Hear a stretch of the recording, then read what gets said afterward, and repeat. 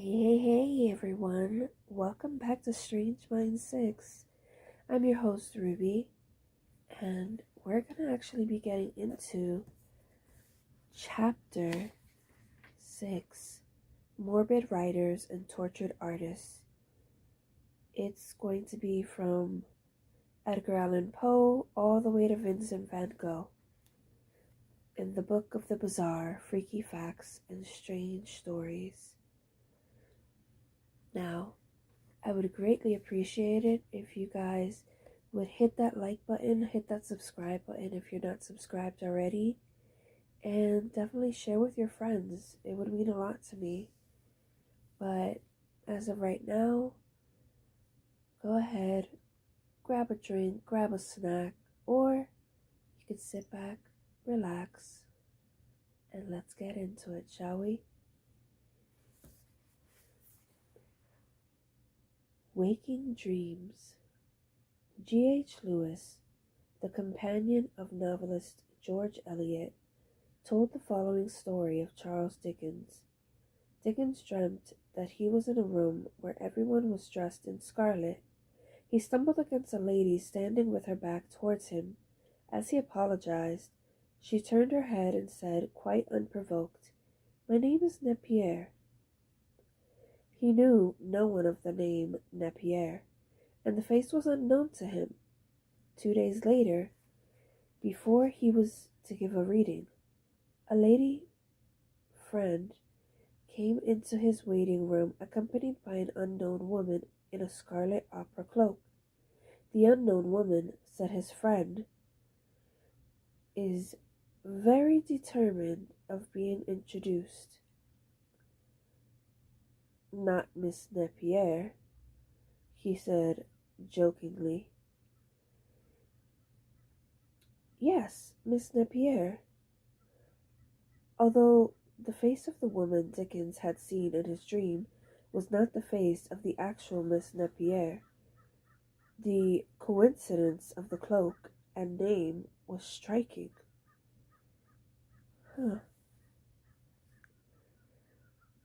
The next story is Thou Shalt Not Steal. The Bible is the #1 book stolen in the United States, according to booksellers across America. Strange, seeing as people are giving out Bibles for free so often, and not to mention that the Bible's 10 Commandments forbid stealing.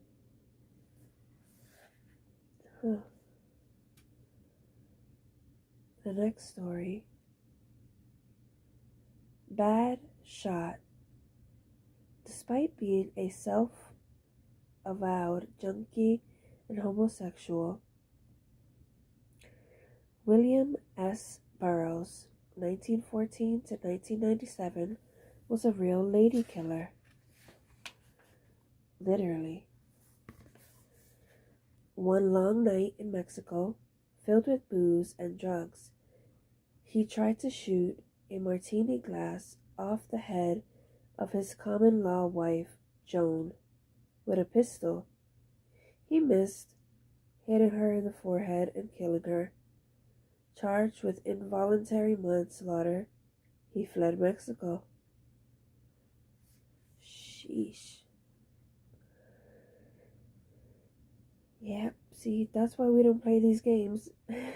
Especially with freaking things that will end your life. Nope. Framing Your Husband. Agatha Christie nearly pulled off a real-life hoax worthy of her mystery novels.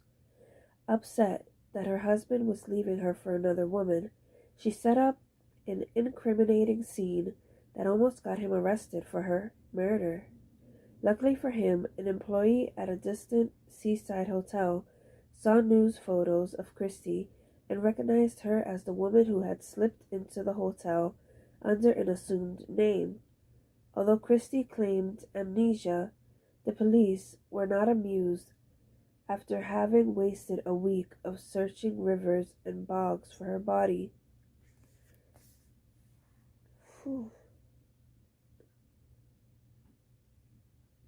And a rather creepy fact, or yeah, we'll say creepy.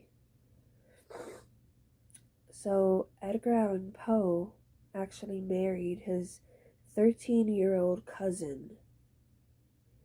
And back then that was all okay. Now it's not, especially 13 years old. But let's get back into the story, shall we? Stranger than fiction. This hoax is still accepted by many as genuine. The Education of Little Tree by Forrest Carter was purported to be the genuine memoir of a Cherokee orphan learning the ways of his tribe and nature while struggling to live in a white world. The book, still in print, turns out to have been written by the white supremacist and Ku Klux Klan member named Asa Carter. I am going to butcher this name and I'm sorry. Misha de Fonseca's 1997 Holocaust memoir, Misha, a memoir of the Holocaust years, attracted media attention in 2007 with a genealogical researcher found that the author had fabricated details about her life during World War II. The book, which was sold to its publisher as nonfiction, tells a fascinating story of the author's travels through Europe following the execution of her parents by Nazis. The author, who represents herself as a Jew, kills a German soldier, is taken in by a pack of wolves, and wanders into Warsaw Ghetto and escapes. After it was discovered that Miss de Fonseca spent the war safely in Brussels and she was not even Jewish, she confessed. There are times when I find it difficult to differentiate between reality and my inner world. The story in the book is mine. It is not actually reality. It was my reality. The memoir had been a bestseller in Europe and Canada and was the basis for a French film. San Francisco's literary community was shocked to discover in 2006 that J.T. Leroy, the purported 25-year-old HIV-positive former male prostitute, was in fact a 40-year-old woman named Laura Albert. Leroy's first novel, Sarah, was published in 2000 to much critical acclaim. Supposedly based on Leroy's life story, it told of the young man's experiences as a cross-dressing male prostitute in the Deep South, a position that his drug-addled mother allegedly forced him into. Leroy then escaped to San Francisco, where Laura Albert and her husband, Jeffrey Knoop, took him in. Leroy's remarkable story attracted the attention of literary celebrities, film directors, and even rock stars. He was encouraged to publish his short story collection, and his next book, Labor, was due out that spring. Leroy was pathologically shy and showed up heavily disguised in his rare public appearance, often wearing dark sunglasses and refusing to speak. It was said that he appeared incognito at his own readings, at which members of the literary community would read for him because of his supposed stage fright.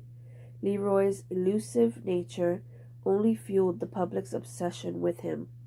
On January 9, 2006, the New York Times revealed that J.T. Leroy didn't exist.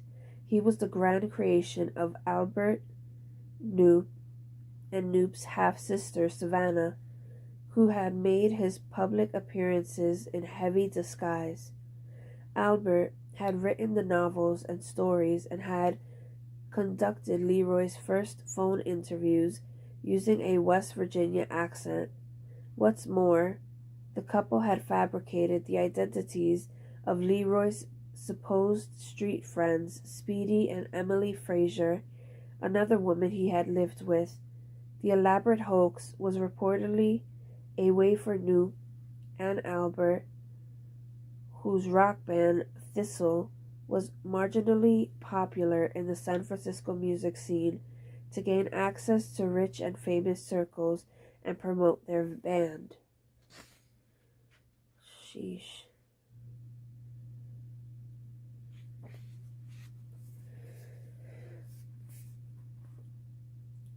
Don't believe everything you read. Petrified man found in Nevada cave. From the Virginia City Territorial Enterprise, 1862. The story, according to the article, a petrified man with a wooden leg was found in a cave in a remote part of Nevada. The man was found in a seated position with the right thumb resting against the side of his nose and the left thumb partially supported by the chin, the forefinger pressing the inner corner of the left eye and drawing it particularly open. The right eye was closed, and the fingers of the right hand spread apart. The article claimed the man had been dead for at least 300 years. The reaction. The story spread, of course, to other newspapers in Nevada, then to the rest of the country, and then around the world. The archaeological find was even reported in the London scientific journal Lancet. The truth? The story was the work of the Territorial Enterprise local editor Samuel Clemens, later known by his pen name Mark Twain. Clemens figured people would know it was a hoax by the description of the petrified man's hand position. Try doing it yourself, but he was wrong. Sheesh. Bunny Lover. American children's author Margaret Wise Brown, 1910 to 1952, who wrote many a tender kitty and bunny tale, included Goodnight Moon and The Bunny's Birthday. Loved to hunt rabbits. She collected their severed feet as trophies. That's messed up. Okay. Obsessed with Whitman. When American poet Walt Whitman died in 1892, his brain was put in a jar and donated to the University of Pennsylvania. The university doesn't have it anymore. A lab technician dropped the jar on the floor and damaged the brain. The university quietly discarded it, and Whitman's specimen days were over. Strange synchronicity. Mark Twain was born in 1835, a year when Halley's Comet could be seen from Earth, and, fulfilling his own prophecy, he died in 1910, the next time the comet cycled near the Earth, 76 years later. Whew. Flunkies. Novelist Edgar Allan Poe, painter James Whistler, and mind traveler Timothy Leary were all once students at the U.S. Military Academy at West Point. Not surprisingly, none of them made it through the graduation or to an officership in the military. Poe flunked out in a particularly spectacular way. An order came for cadets to show up for a full dress parade wearing white belt and gloves under arms. He followed the order all too literally, appearing wearing nothing but a belt and carrying his gloves under his naked arms.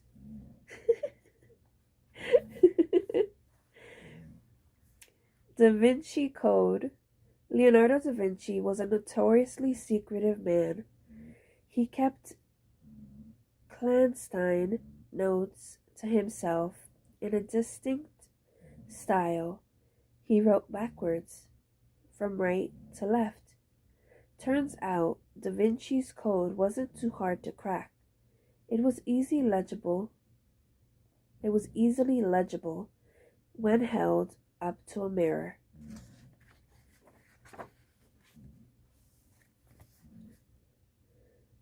Stop and smell, or don't. Voltaire always fainted whenever he smelled roses. He also drank 70 cups of coffee a day. Are the two facts related? Well, sheesh.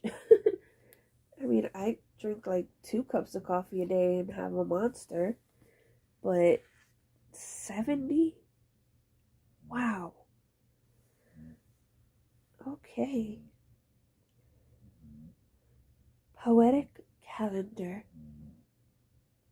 If you want to be poet laureate of the United States, it might help if you were born on March 1st. 3 previous laureates were born on that date: Howard Nemerov, Richard Wilbur, and Robert Hass.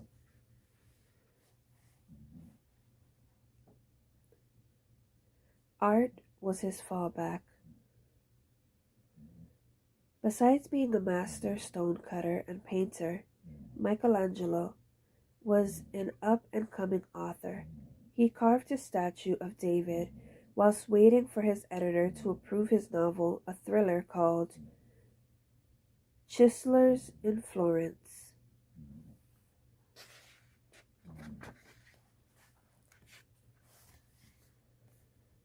The Devil Made Me Write It. Among the notable literary figures who counted themselves members of the Order of the Golden Dawn are Algernon Blackwood, Bram Stoker, and William Butler Yeats. Yeats' magical name was Daemon est Deus in versos, which in Latin means the devil is God backwards.